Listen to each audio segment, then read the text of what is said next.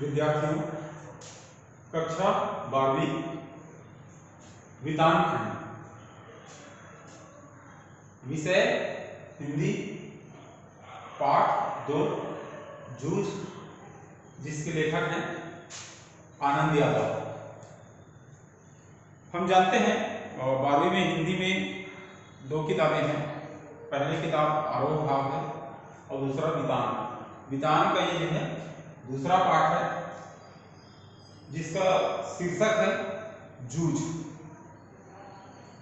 तो शीर्षक के पहले मतलब जान लें, जूझ का मतलब क्या होता है। तो जूझ का मतलब ये होता है जूझना या संघर्ष करना।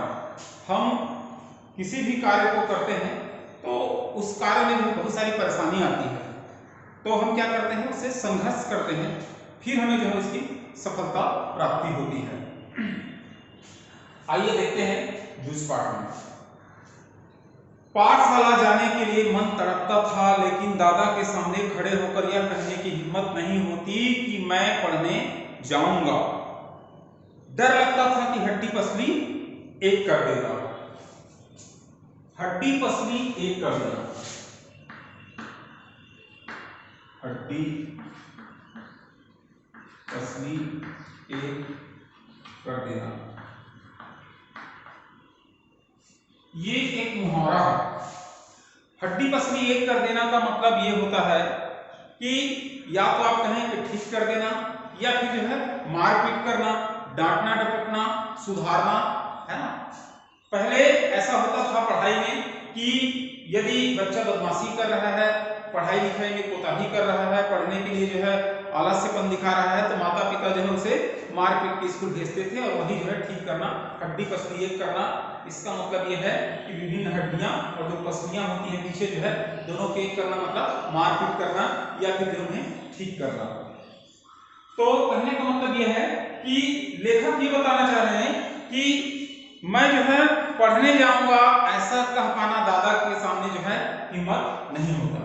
ये चूंकि कहानी बहुत पहले की है, तो उस समय पढ़ाई को जो है विशेष महत्व तो नहीं दिया जाता था। पढ़ाई के अलावा जो है घर के जो है कामकाज में जो है संलग्न होना या कामकाज में भागीदारी निभाना, इसे जो है विशेष महत्व दिया जाता था। क्यों? क्योंकि जो है घर का कुछ कामकाज हो, तब जो है उस कार्य के बदले जो है कहीं न कहीं से जो है उनको जो है अर्थ की प्राप्ति होती थी, धन की प्राप्ति होती थी, जिससे जो है जीविका चलती थी या जीविकोपार्जन होता था। तो इसीलिए जो है इस पहले पंक्ति में कि पाठशाला जाने के लिए मन तड़पता था, लेकिन दादा के सामने खड़े होकर यह कहने की हिम्मत नहीं होती कि मैं पढ़ने जाऊंगा।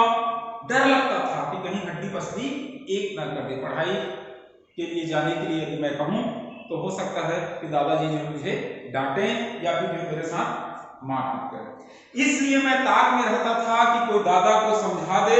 मुझे इसका विश्वास था कि जन्म भर खेत में काम करते रहने पर भी कुछ हाथ नहीं लगेगा।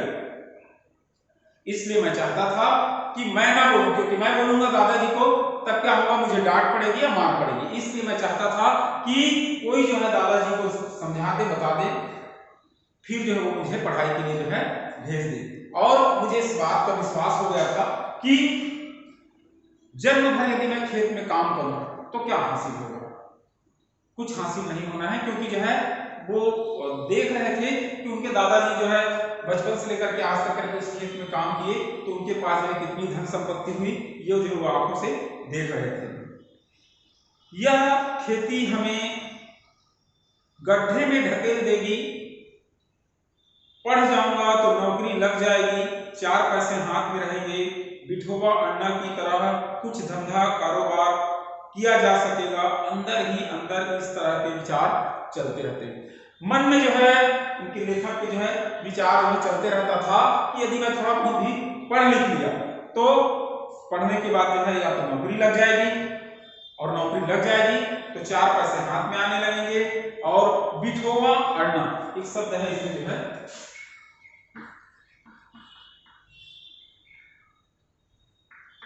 विठोबा अन्ना, ये मराठी हैं और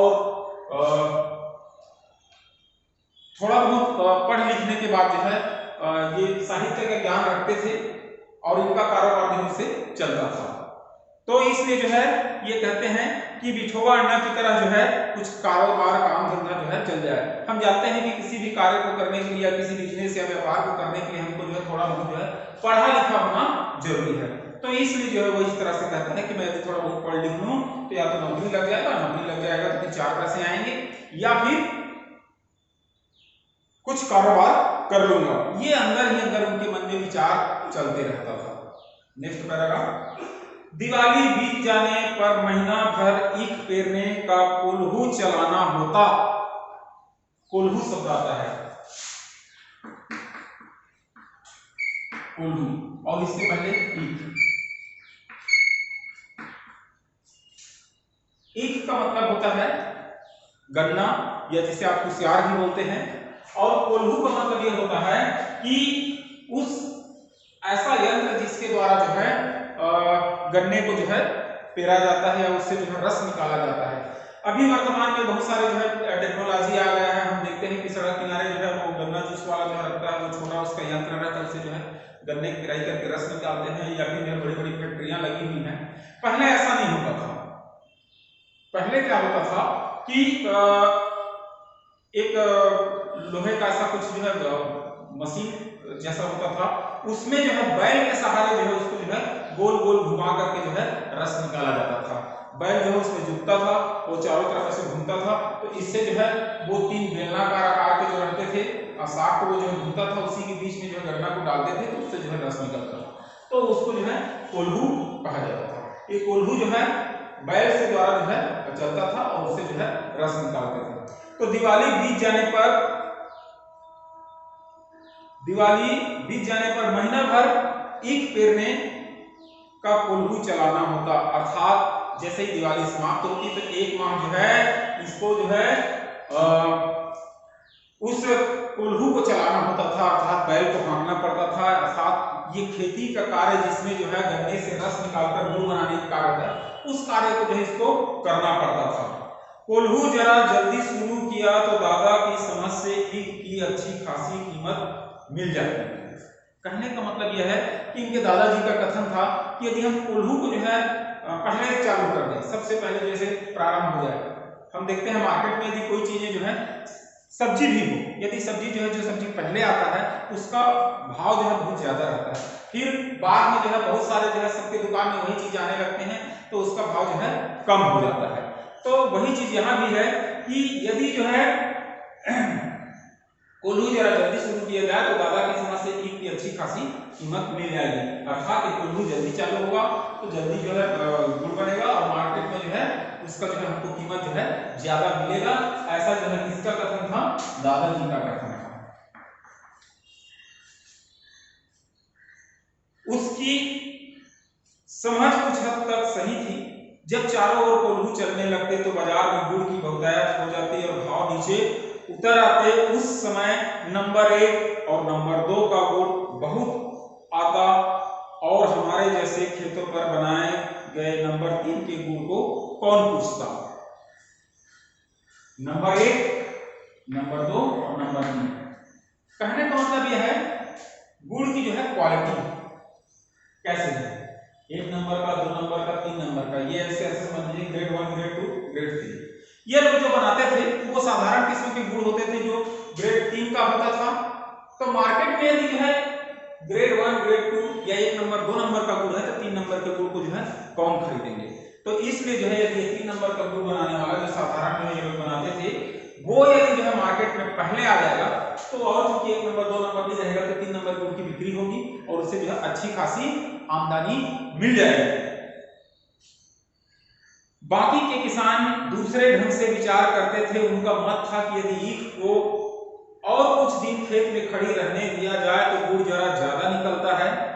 देर तक खड़ी रहने वाली ईख के रस में पानी की मात्रा कम होती है।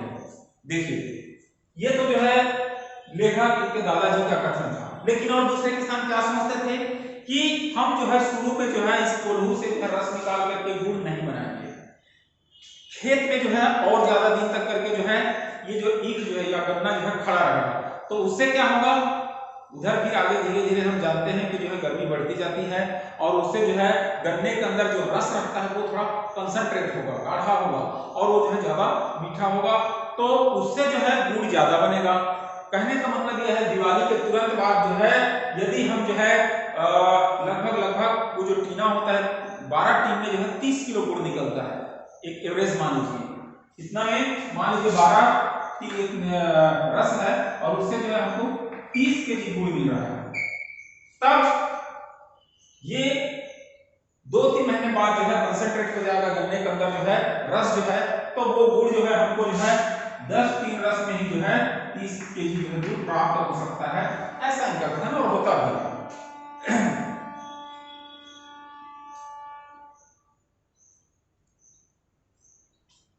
लेकिन दादा की समझ से गुड़ ज्यादा निकलने की अपेक्षा भाव ज्यादा मिलना चाहिए, इसलिए सारे गांव भर में हमारा कोल्हू सबसे पहले शुरू होता था। लेकिन दादाजी का कथन ये था कि ये इस तरह से बेटर क्या है, इस तरह से अच्छा क्या है कि जो है हम जो है गांव में जो है पहले जो है कोल्हू जो है चलाएं और पहले जो है गुड़ आए, तो इस कम मात्रा में जो है रस निकालने से जो है अच्छा यह है कि भले ज्यादा निकालना पड़े लेकिन इसका जो है भाव हमको ज्यादा मिले, वो ज्यादा अच्छा, उसमें ज्यादा फायदा है। मार्केट में पहले हमारा गुड़ जाए और जो है हम पहले जो है उसको बेचें ताकि उसका फायदा हमको जो है ज्यादा मिल सके। इसी प्रकार इस वर्ष भी शुरू हुआ और हम उससे जल्दी निपट गए, आगे के काम में लग गए। सभी जन धूप में लेटे हुए थे, माँ धूप में कंडे थाप रही थी।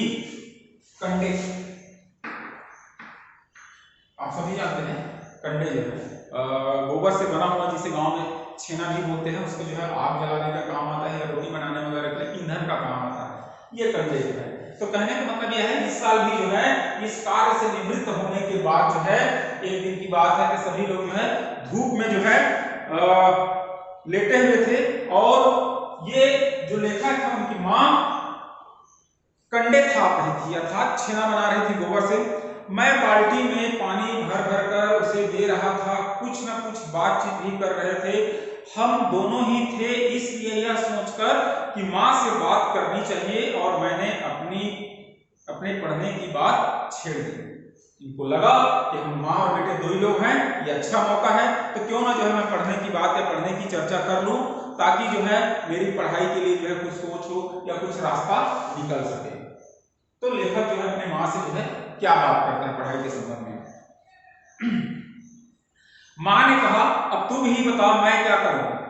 पढ़ने लिखने की बात की तो वह बरहेला सुअर की तरह गुर्राता है, तुझे मालूम है। माँ के मन में जंगली सुअर बहुत गहराई से बैठा हुआ था। ये देखिए बरहेला सुअर एक शब्द आता है,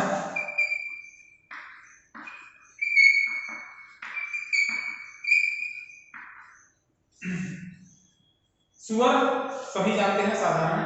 बरहेला सुअर जो जंगली सुअर को कहते हैं, आम सुअर और जंगली सुअर में थोड़ा ये अंतर होता है कि ये उतना खूंखार नहीं होता है। जंगल वाला सुअर जो है बहुत खूंखार होता है और उसके जो है दो दांत ऊपर की ओर निकले होते हैं, जैसे हाथी का बड़ा बड़ा दांत निकला रहता है वैसे जो है इस सुअर के निकले रहते हैं और उसी से जो है ये अपने प्रतिद्वंदी से लड़ता है, अपनी रक्षा करता है। तो माँ का कथन ये था दादाजी के बारे में कि यदि मैं इनको कहूं तुम्हारे पढ़ाई के लिए, तब ये जो है सीधे मुंह बात नहीं करते हैं, जंगली सुअर की तरह गुर्रा करके जो है मना करते हैं या उस बात का जो है विरोध करते हैं। अब मक्का की खेती के सभी काम बीत गए हैं, मेरे लिए अब कुछ तो करना नहीं रह गया, इसलिए कहता हूं कि तू दत्ता जी राव सरकार से मेरे पढ़ने के बारे में कह। एक पात्र और आता है दत्ता जी राव, दत्ता जी राव। आगे हम देखते हैं कि यह पात्र जो है कौन है, उस गांव का जो है क्या है। तो ये कहते हैं कि मक्के का भी कार्य जो है बीत चुका है, सारा चीज जो फसल है वो जो है घर आ चुका है, उसकी खेती हो चुकी है, तब अब काम कुछ नहीं बचा है। तो इसलिए जो है दादाजी से बात ना करके इस गांव को जो दत्ता जी राव हैं उनसे बात करके देखो, हो सकता है वो कुछ रास्ता निकालें। आज ही रात को उनके यहाँ चलेंगे, मैं चलूंगा तेरे साथ, तू उन्हें सब कुछ समझा कर बता दे तो वे दादा को ठीक तरह से समझा सकेंगे। ये आपस में दोनों बात करते हैं और ये तय होता है कि रात को दत्ता जी के पास जाएंगे और तुम जो है दत्ता जी राव को जो अपने पढ़ाई के बारे में जो चीजें हैं वो सारा चीजें बता देना, समझा देना।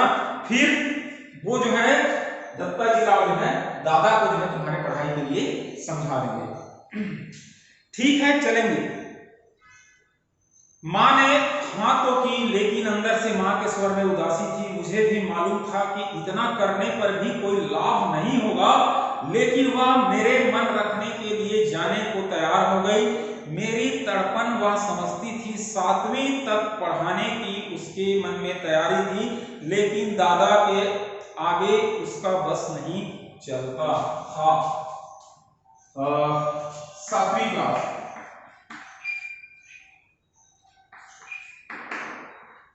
माता की इच्छा थी कि जो है बेटा जो है 7वीं क्लास तक करके जो है पढ़े। दोनों में तय होता है कि शाम को जो है चलेंगे, किंतु कहने के लिए तो कह दें कि शाम को चलेंगे और इस बारे में बात करेंगे, लेकिन अंदर से मन में ये भय था कि वहां जाने पर जो है बात बनेगी या नहीं बनेगी। लेकिन फिर भी जो है बात करके देखते हैं और पहले से एक अंदाजा था कि बात करना बस है, इससे जो है कुछ लाभ होना नहीं है या इसका प्रतिफल सफलता में दिखे, ऐसे उनको जो है विश्वास नहीं था, लेकिन प्रयास जरूर वो लोग जो है करना चाह रहे थे। क्यों? एक शब्द और आता है, बस ना चलना।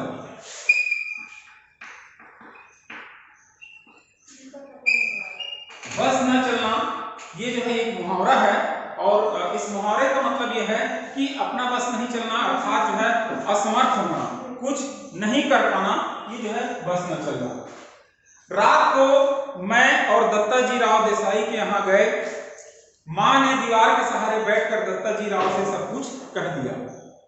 दोनों के दोनों जो है माँ बेटे जो है रात के समय जो है पूर्व योजना अनुसार जो है जाते हैं। कहाँ जाते हैं? दत्ता जी राव के पास जाते हैं। लेकिन रात का समय रहता है, दोनों वहां पहुंचते हैं और दीवार के सहारे बैठकर दत्ता जी राव से सब कुछ कह देते हैं। वे इस बात से सहमत हो गए। माँ ने यह भी बताया कि दादा सारे दिन बाजार में रखमाबाई के पास गुजार देता है, खेती के काम में हाथ नहीं लगाता है। रखमाबाई ये एक पात्र है।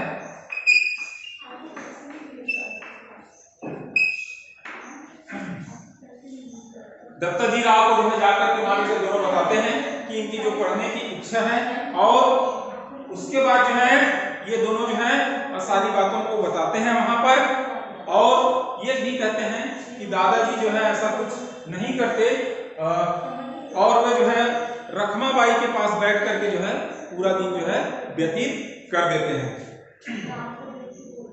खेती के काम में हाथ नहीं लगाता है। माँ ने देसाई को यह विश्वास दिला दिया कि दादा को सारे गांव भर आजादी के साथ घूमने को मिलता रहे, इसलिए उसने मेरा पढ़ना बंद कर मुझे खेती में जोत दिया है। यह सुनते ही देसाई दादा चिढ़ गए और बोले, आने दे अब उसे, मैं उसे सुनाता हूं कि नहीं अच्छी तरह देख। अर्थात ये इनके पास जो है जाकर के माँ बेटे दोनों पूरी तरह से जो है उनको विश्वास दिला देते हैं कि दादाजी जो है सिर्फ जो है गांव में घूमते रहते हैं, काम से मुक्ति चाहते हैं, इसलिए इस लड़के को जो है खेती कार्य में जो है लगा दे रहे हैं और स्वयं जो है इधर उधर घूमते हैं, क्योंकि यदि ये पढ़ने जाएगा तब घर की खेती का काम कौन करेगा? दादाजी को करना पड़ेगा।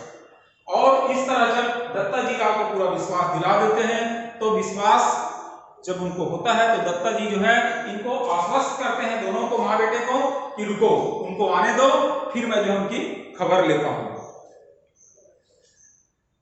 उठते उठते मैंने भी दत्ता जी राव से कहा, अब जनवरी का महीना है, अब परीक्षा नजदीक आ गई है, मैं यदि अभी भी कक्षा में जाकर बैठ गया और पढ़ाई की दोहराई कर ली तो 2 महीने में 5वीं की सारी तैयारी हो जाएगी और मैं परीक्षा में पास हो जाऊंगा।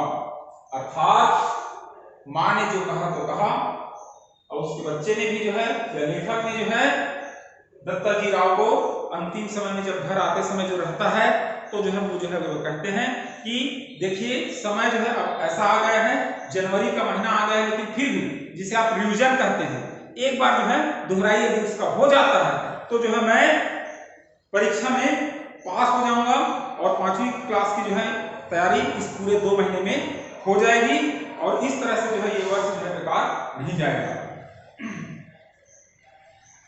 इस तरह मेरा साल बच जाएगा। अब खेती में ऐसा कुछ काम नहीं है, मेरा पहले ही 1 वर्ष बेकार में चला गया है, क्योंकि खेती का कार्य पूरी तरह से जो है हो चुका है।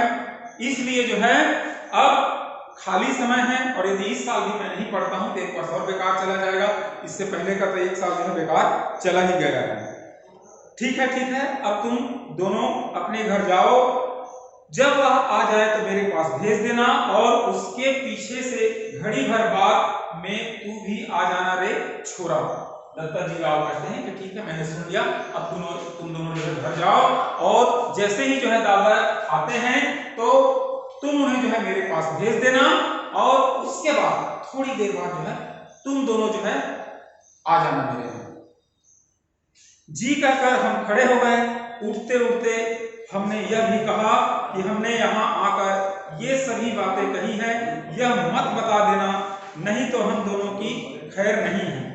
माँ अकेली साग भाजी देने आई थी, यह बता देंगे तो अच्छा होगा।